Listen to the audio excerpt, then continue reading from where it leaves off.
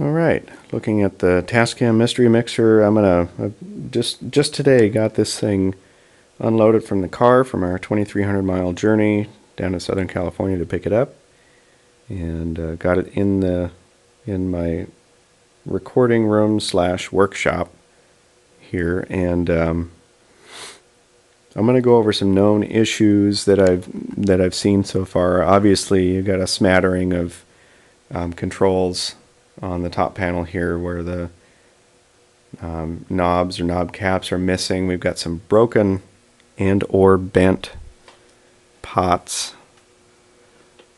That's one of them there. Obviously these are fairly badly bent. The echo return level knobs, missing a phono input level knob, missing some fader knobs. I've got some replacements for those. Obviously the armrest has seen better days. I've got a piece of vinyl for that, as I did with my M520, so take care of that at some point. And then all of the trim panels are just pretty much trashed. We're missing them all together on the sides of the meter bridge, and the rest of them are just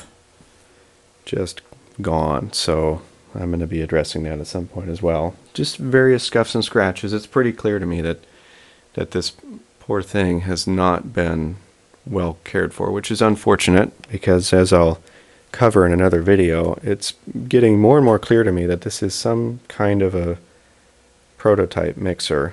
This was not a production model. You can see evidence of that. So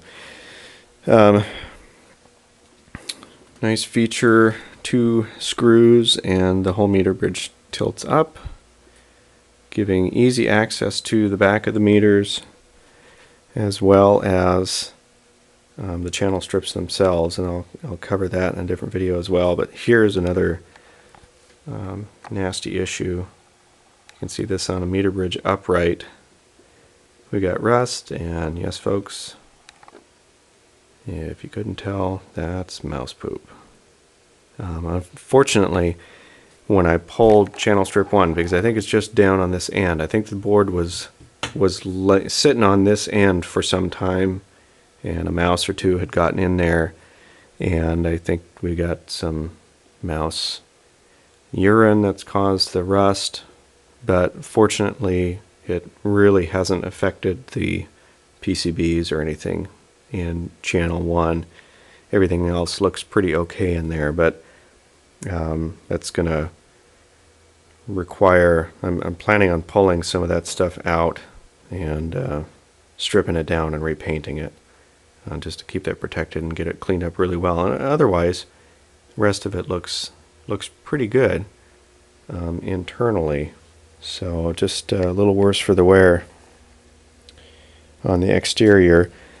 Fortunately, the dress panels for each of the channel strips are all straight, and very, very few scratches on those. So those are actually going to clean up okay, and it'll be a little bit of a chore to try and get replacements for some of these knob caps and things. But those are some of the known issues on the top panel and what I've seen so far there. Let's see here.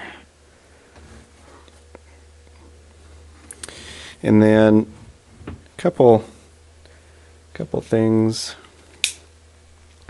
back here on channel, what is that, 8? And I don't know if you can see here, I do have a couple of busted RCA jacks. I think it's there, yep. And these are those RCA jacks that come in the little pods of 4, and so I'm going to have to try and track one of those down somewhere, because these are busted. And then a number of the mic jacks, the lock tabs have been, they dragged something along this or shoved this along something and bent a lot of the lock tabs, and they're kind of sticky. And I don't know if you can see, but for channel number 12 back there, you can see the top of the I/O panel sticking out. So need to straighten that out. But relatively minor stuff. We'll We'll know more when we actually find a way to get power to this, which brings up probably the biggest issue. There's no power supply, but there's some good news on that, which I will also cover in another video.